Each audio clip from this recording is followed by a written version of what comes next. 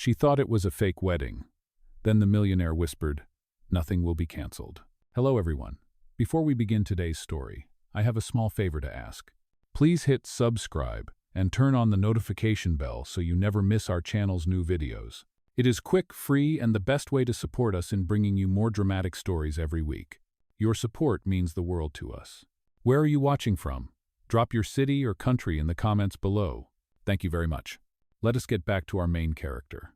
A thin layer of mist rolled across the Manhattan skyline, wrapping the city in silver. On the rooftop of Hale Tower, the night air smelled of rain and champagne. Soft jazz drifted from hidden speakers, and golden lights shimmered across the glass tables. Haley Brooks stood near the edge, clutching a folder of floral sketches to her chest. She was not supposed to be part of this world. Her second-hand dress still smelled faintly of laundry detergent, and her shoes pinched her toes. She thought she was here to finalize the flower setup for a wedding. But the man waiting at the center table had very different plans. Marcus Hale, the CEO of Hale & Company, looked calm and impossibly composed. His suit was cut sharp, his tie perfectly straight, his eyes unreadable. He gestured to the chair across from him. "Sit down, Miss Brooks." "Ho?" Haley hesitated, setting her sketchbook on the table. "You wanted to talk about the bouquet design, right?" Marcus opened a sleek leather folder and slid a thin stack of papers toward her. A pen rested neatly on top. "Not exactly," he said. "This is a marriage agreement." Haley blinked, unsure if she had heard correctly. "I am sorry, what?" "I need a wife," he continued, voice steady and precise. "On paper, for a limited time, you will be compensated and your debts will be cleared. After 6 months, we will dissolve the marriage quietly. Think of it as a professional arrangement." For a moment, all Haley could hear was the wind pressing against the glass walls. She let out a nervous laugh. "Is this a joke? Some kind of reality show thing?" Marcus leaned forward slightly, his gaze unwavering. "It is not a joke. It is an offer. You get what you need. I get what I need. When it is done, we cancel everything." That word cancel echoed in her head. Cancel, like a button that could erase everything messy in her life. The unpaid medical bills. The overdue rent notice taped to her apartment door. The constant fear that she and her younger brother would end up on the street. She stared at the papers, her heart hammering against her ribs. "Why me? You do not even know me." "Because," Marcus said quietly, "you are unattached, discreet, and honest. And I need someone the world will believe." Haley shook her head, trying to process it all. The city lights blurred behind her. Somewhere far below, traffic roared like an ocean. "So you are asking me to marry you?" "Yes," Marcus replied simply, "but do not mistake it for love. This is business." A flash of lightning lit the skyline. For a heartbeat, Haley saw her own reflection in the glass, small, fragile, out of place. She thought of her brother sleeping in a borrowed bed, of her mother's hospital bills waiting like ghosts on the kitchen table. Her throat tightened. "And if I say no?" Marcus stood slowly, buttoning his jacket. "Then the offer disappears tonight." He turned toward the city view, his voice calm but final. "Sometimes, survival requires a different kind of courage, Miss Brooks. Think carefully." Haley looked down at the ring box resting beside the contract. She reached out, her hand trembling, not to touch it, but to close the folder. The rain began to fall, soft, deliberate, like the sound of time running out. She whispered to herself, "It is just a fake wedding, right?" But something in his eyes told her nothing about this was going to stay fake for long. The next morning, the gray light of dawn filtered through the thin curtains of Haley's small apartment in Queens. The alarm buzzed on her nightstand, but she was already awake, staring at the ceiling. The events from last night replayed in her head like a movie she did not agree to star in. She sat up slowly, the sound of the city creeping through the cracked window sirens in the distance, someone arguing downstairs, the hum of a bus engine. Her younger brother, Caleb, was still asleep on the pull-out couch, his backpack half unzipped, textbooks spilling out. On the kitchen table, next to an empty cereal box, lay a stack of unpaid bills. The red words "Final Notice" glared up at her like an accusation. Haley rubbed her face and whispered, "Fake wedding, 6 months. What was I even thinking?" She had not signed anything yet. The contract still sat folded inside her tote bag, along with her sketchbook and a single business card with the name Marcus Hale embossed in silver.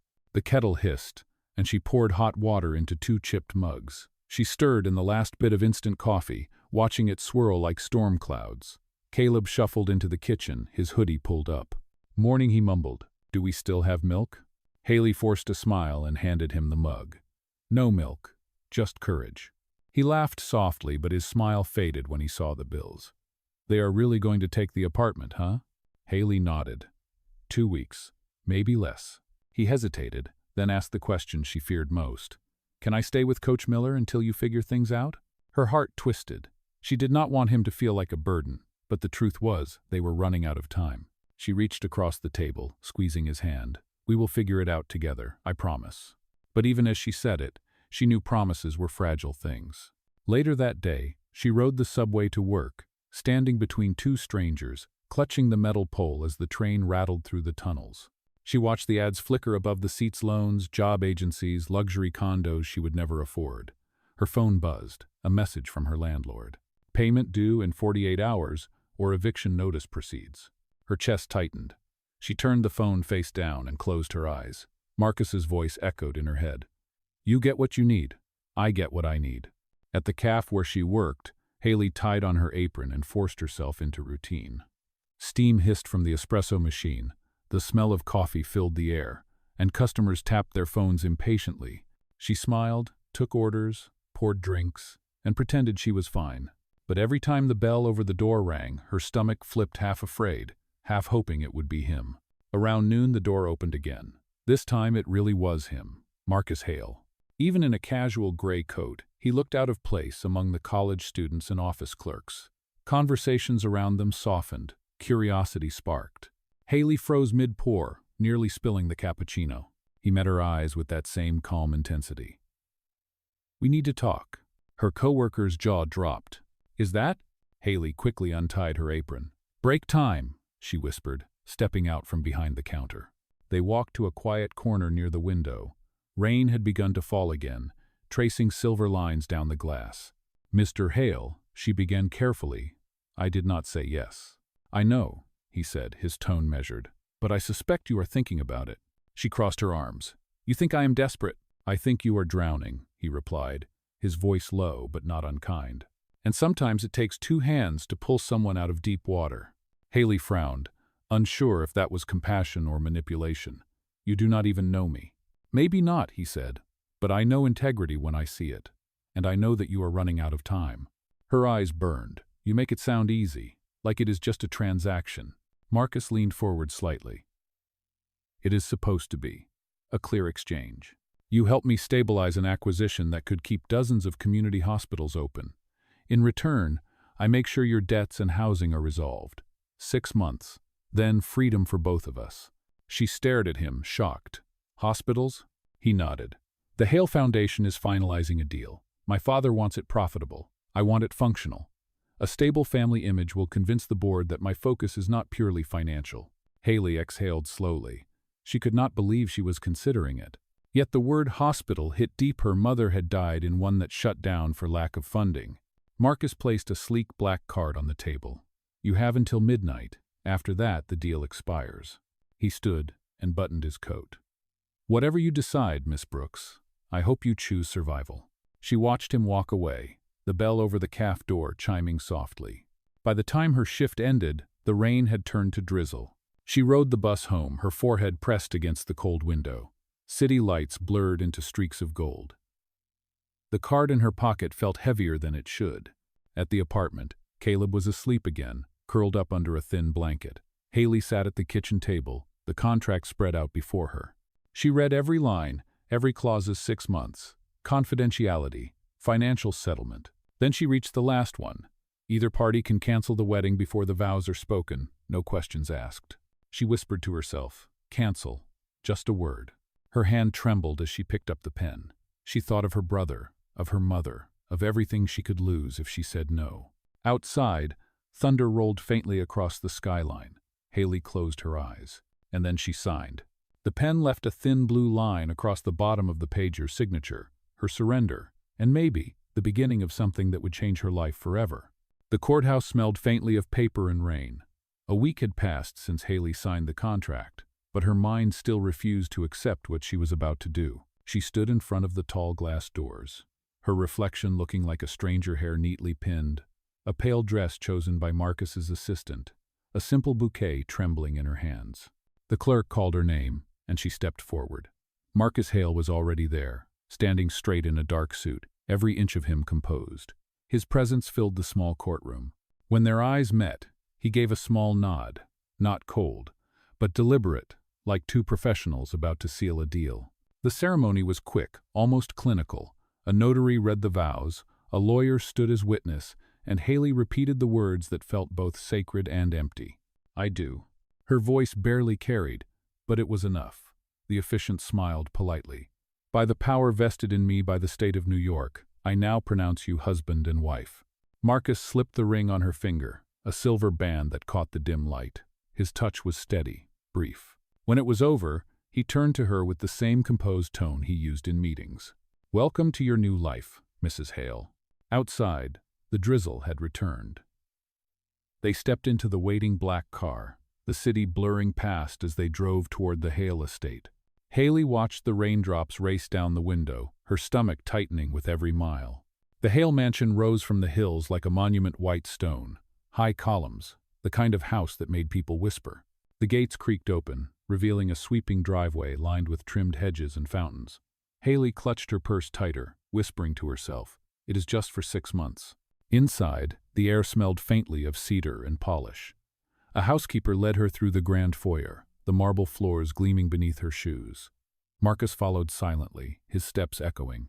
"Your room is on the east side," he said, his tone polite but distant. "Dinner is at 7. You will meet the household staff then." She nodded, unsure where to look. The chandelier above her looked like a galaxy made of glass. Every detail screamed wealth, but it felt cold, untouched by life. In her room, Haley found a wardrobe full of clothes that were not hers: designer dresses, silk blouses, shoes that sparkled under the soft light. On the dresser sat a handwritten note, "Please use whatever you need. M." She sat on the edge of the bed, the silence pressing around her.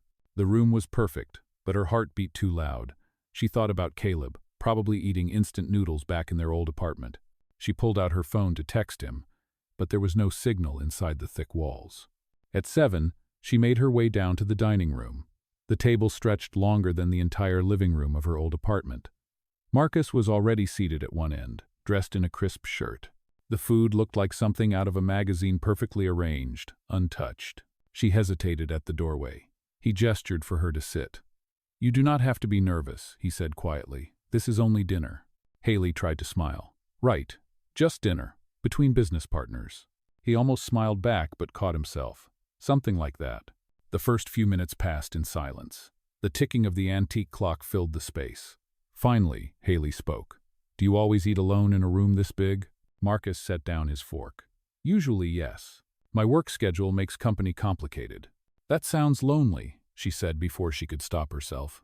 He looked up, studying her. "Loneliness is relative, Miss Brooks. Some people find it peaceful." She lowered her eyes to her plate. "And some people just get used to it." The air between them softened for a moment, almost human. But then Marcus's phone buzzed, and the moment vanished. He stood, answering quickly, his tone shifting to corporate precision. "Yes. Move the board meeting to Monday.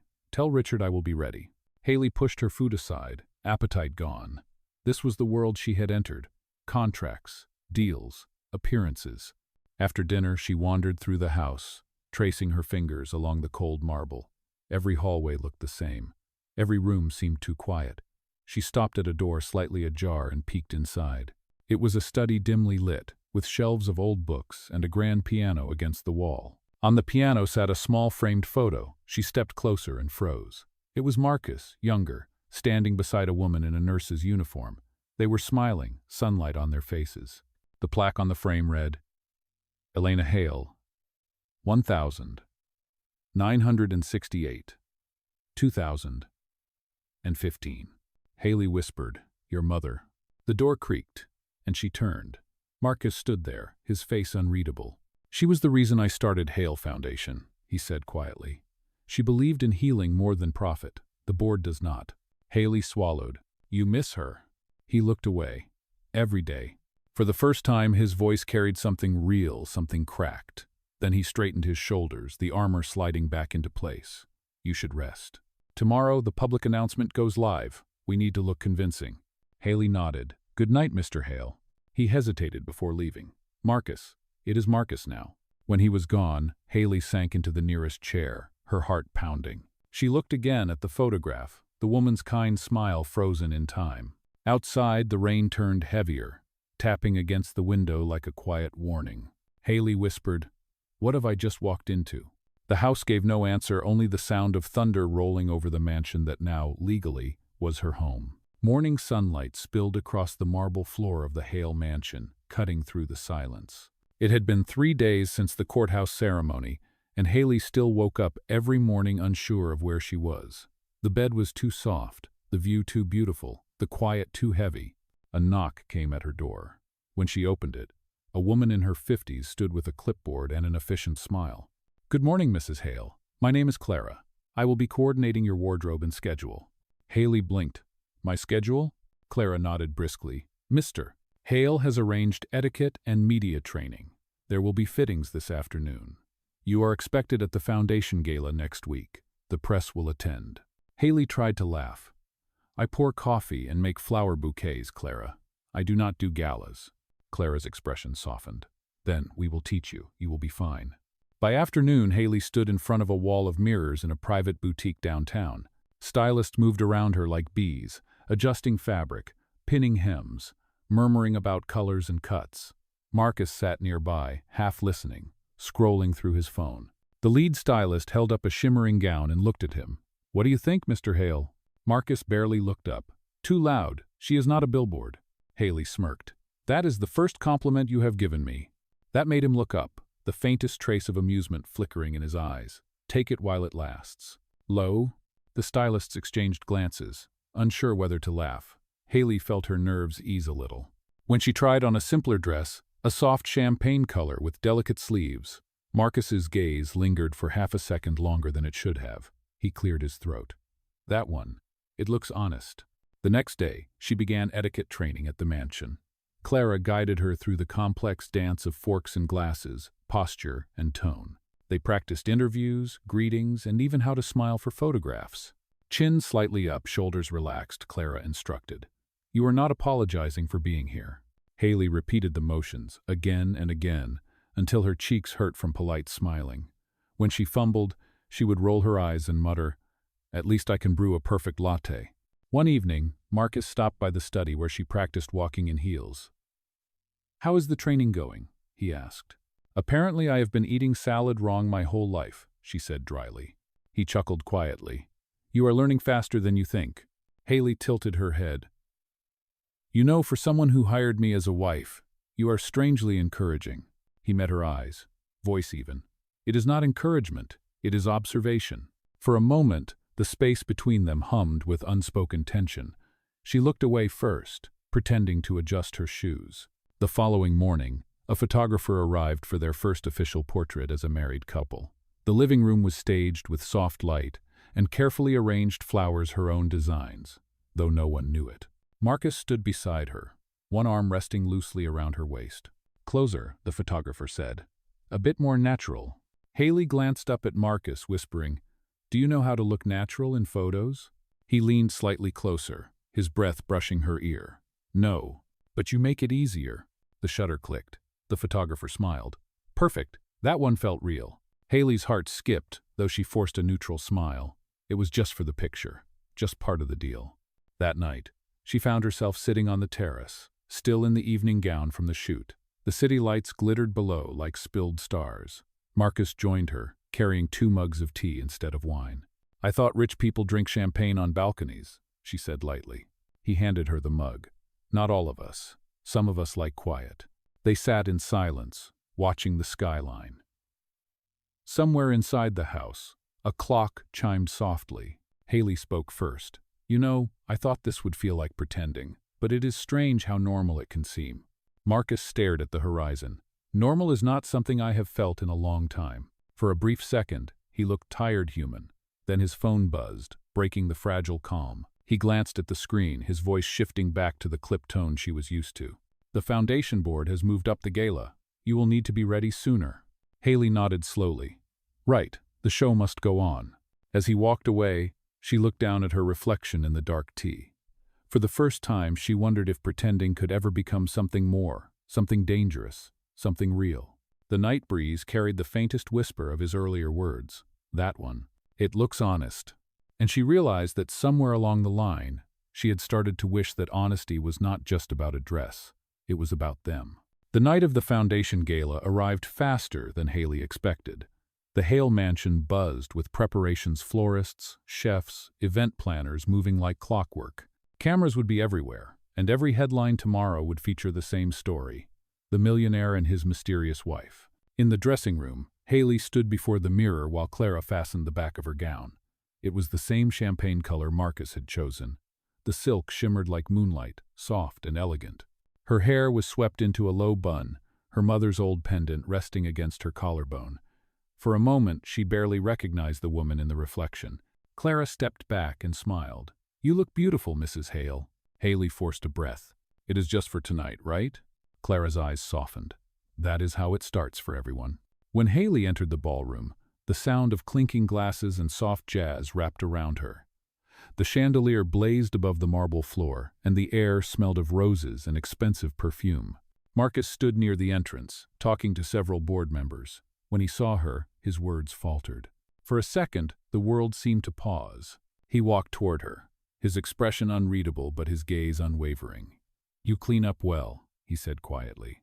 Haley smiled faintly. "Thank the stylists. I just tried not to trip on the stairs."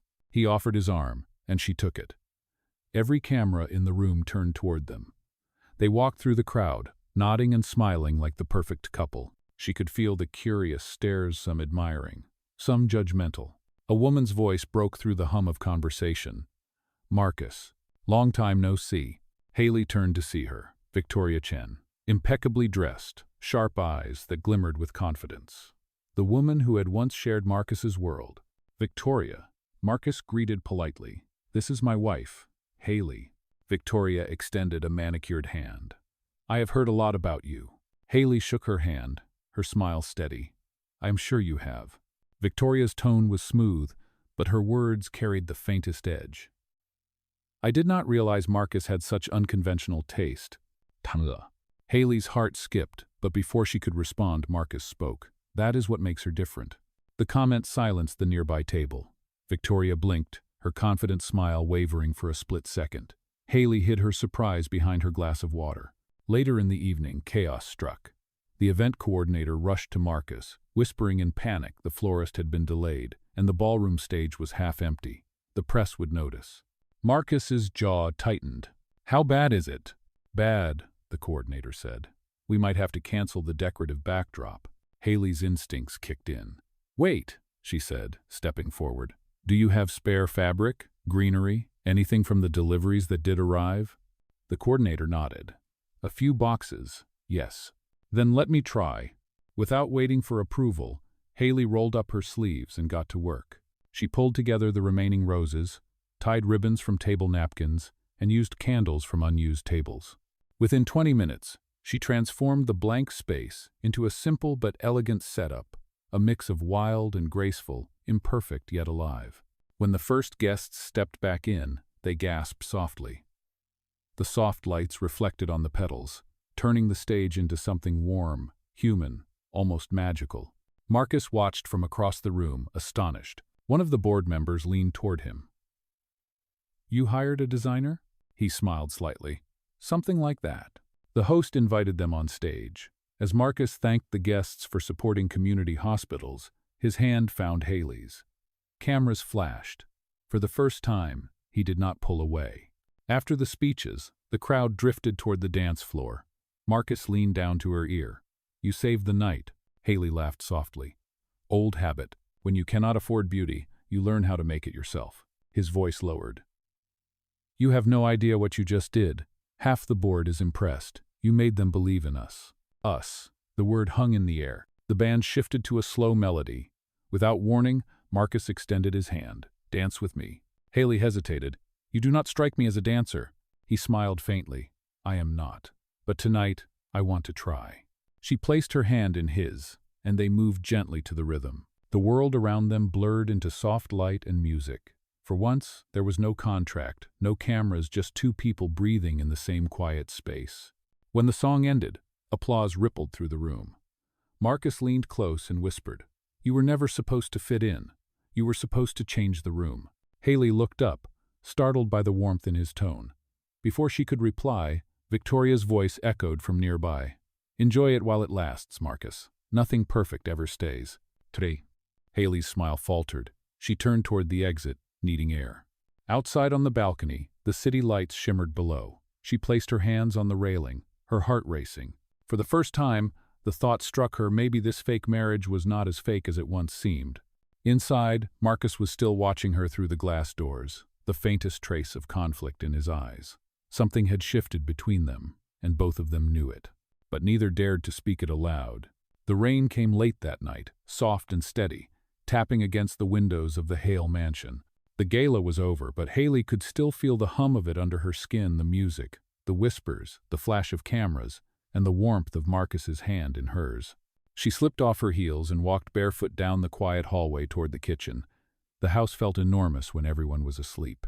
She poured herself a glass of water, staring at her reflection in the dark window. For the first time since the contract began, she did not feel like a stranger in this house. A sound behind her made her turn. Marcus stood at the doorway, jacket off, sleeves rolled up, looking more human than she had ever seen him. "Could not sleep either?" he asked. Haley shook her head. "Too much adrenaline. You were right about those board members. They stared like hawks." He smiled faintly. "They stare at everyone. But you handled them better than I ever could." She laughed softly. "I just did what I always do, fix what is broken with flowers." His smile faded into something quieter. "You did more than that." He walked toward the counter, but then his hand trembled slightly as he reached for a glass. She noticed it, the subtle tremor, the tightening in his jaw. "Marcus?" she asked gently. He did not answer. His breathing turned shallow, eyes unfocused. She recognized the look panic creeping in, the kind that came without warning. Without hesitation, Haley moved closer, her voice calm. "Hey, breathe with me. In for 4, out for 8. Look at me, not at the floor." He did as she said, his chest rising and falling unevenly. She placed a hand on his wrist, grounding him. After a few moments, the storm in his breathing began to ease. Marcus leaned back against the counter, closing his eyes. "It happens sometimes," he said quietly. "After the meetings, the noise, the pressure, I thought I had it under control." "Does?" Haley nodded. "You do not have to explain. Everyone breaks in different ways." He looked at her then, eyes raw, stripped of the cold distance she was used to. "When my mother died, I promised myself I would never let anything fall apart again. I built walls, rules, deals, anything to stay in control. But lately," he paused, "you make it hard to stay that way." Her heart tightened. "I did not mean to." "I know," he said softly. "That is why it scares me." "Lay?" They stood there in the dim light, two people who had spent their lives pretending they were fine. The only sound was the rain tapping the windows. Haley broke the silence. "When my mom was sick, I used to count her breaths to calm myself. I was afraid that if I stopped, she would stop too. I guess that is why I still need to fix things, because once I could not." Marcus's voice was barely a whisper.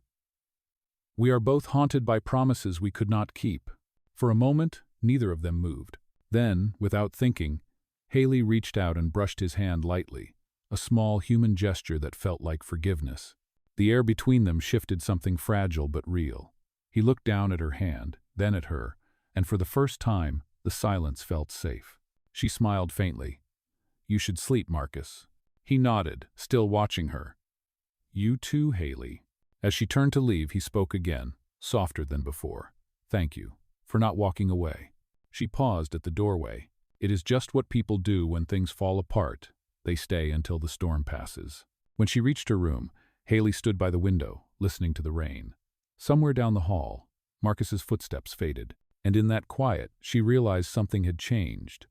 Their fake marriage had survived its first storm not because of a contract, but because, for the first time, they had stopped pretending. The morning after the storm felt calm, almost peaceful. The mansion glowed with soft light, and Haley brewed coffee in the kitchen, humming under her breath. For a brief moment, everything felt simple, two people sharing quiet after chaos. But peace never lasted long in the Hale world. By noon, Marcus's phone would not stop ringing. He paced the study, voice sharp as he answered call after call. Haley stood in the doorway, sensing something was wrong. "What happened?" she asked. Marcus lowered the phone, his expression tight.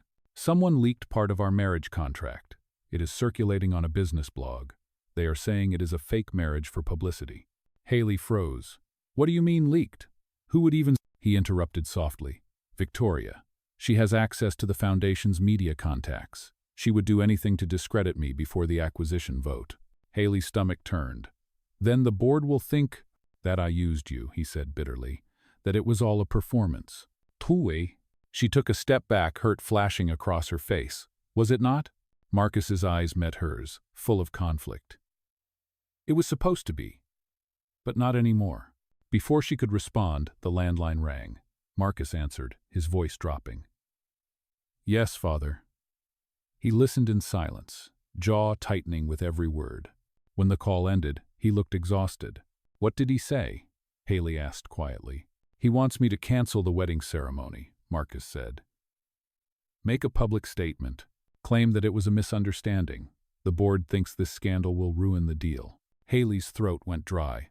"Cancel the wedding? We are already married." "They mean the public ceremony next week, the one meant to prove everything is real." His tone was bitter. "They think canceling it will save face." Haley folded her arms, trying to steady herself. "So you are really going to let them erase me, just like that?" Marcus stepped closer. "I do not want to. But this company, this deal, it keeps the hospitals open. Thousands of people depend on it." She stared at him, voice trembling. "And what about me, Marcus? Am I just collateral?" He said nothing. Silence stretched between them like glass. Later that day, the mansion buzzed with reporters outside the gates. News vans lined the street, headlines flashing. "Fake marriage scandal rocks Hale Industries." Haley stayed upstairs, watching the chaos unfold through the curtains. Every headline used her name. Every comment questioned her worth. The weight of shame settled deep in her chest. Downstairs, Marcus argued with his father and the board on speakerphone. Their voices were cold, transactional. "End it cleanly, Marcus," Richard Hale said. "Announce that she will not attend. Cancel the event before the markets open." Haley stood in the doorway long enough to hear one sentence that shattered her. "We can cancel the girl, but save the company." "Toad." She turned away before Marcus could see the tears building in her eyes. That night, while the storm gathered again outside, Haley packed a small suitcase. The ring glimmered faintly on her finger as she slipped it off and set it on the desk beside the unsigned event invitation. When Marcus came home hours later, he found her standing by the door. "Haley." She cut him off, her voice calm but breaking. "Do not worry. You can cancel the wedding, Marcus. You can even cancel me. But do not cancel the part of yourself that still believes in people." He reached for her hand, but she stepped back. "Goodbye, Marcus." The door closed softly behind her. Outside, rain fell harder, washing the city in streaks of silver. Inside the quiet mansion, Marcus stood alone, staring at the empty space where she had been realizing, perhaps too late, that everything he thought he was protecting had already been lost. The city looked different without him. Weeks had passed since Haley left the Hale mansion, trading marble halls for the quiet rhythm of ordinary life. She rented a small studio above a flower shop in Brooklyn and started rebuilding, one bouquet at a time. The days were long, but they were hers. She arranged flowers for hospitals and community shelters, places that reminded her of the promise she once believed Marcus would keep. Every night she checked the news out of habit. Hale and Co. had survived the scandal, but Marcus Hale had not. He had resigned as CEO 2 days after the leak. The headlines called it a strategic withdrawal, but she knew the truth. He had walked away from everything. One gray afternoon, a courier arrived at her shop. "Delivery for Haley Brooks," he said, handing her a sealed envelope with the Hale logo embossed in silver. Inside was a single sheet of paper and a small key. The letter read, "The hospitals are safe. The deal went through. I stepped down. There is something you should see. M." Haley turned the key over in her hand. Attached to it was a tag engraved with the name Elena Hale Community Wing. Her breath caught. That weekend, she took the subway to Queens, to the same hospital where her mother had once been treated. The front entrance gleamed with new glass panels and fresh paint. A sign above the doors read, "Elena and Maria Care Center, sponsored by the Hale Foundation." Her mother's name stood beside his mother's. Tears blurred her vision as she walked inside. The lobby smelled of fresh lilies, her favorite flower. Children laughed in the waiting area. Nurses passed by with gentle smiles, and near the reception desk hung a framed photograph. A picture from the gala, the one where Marcus had held her hand. Beneath it, a small plaque read, "Dedicated to the belief that love should build, not destroy." A familiar voice broke the silence behind her. "I thought you would hate the flowers if I chose them wrong." Haley turned. Marcus stood a few feet away, dressed simply in a gray coat, no security, no entourage. His eyes looked tired but warm, lighter somehow. "You did this?" she asked. He nodded. "With what was left of the board's respect and a few stubborn friends. I am not CEO anymore. But the foundation is independent now. It belongs to the people who need it." She stared at him. "Why tell me all this?" He took a breath, holding out another envelope smaller this time. Inside was a torn half of their original marriage contract, and beneath it, a new one, hand-signed. It contained only one line. "I, Marcus Hale, promise never to treat you as a deal again." Her fingers trembled as she looked up at him. "Is this another contract?"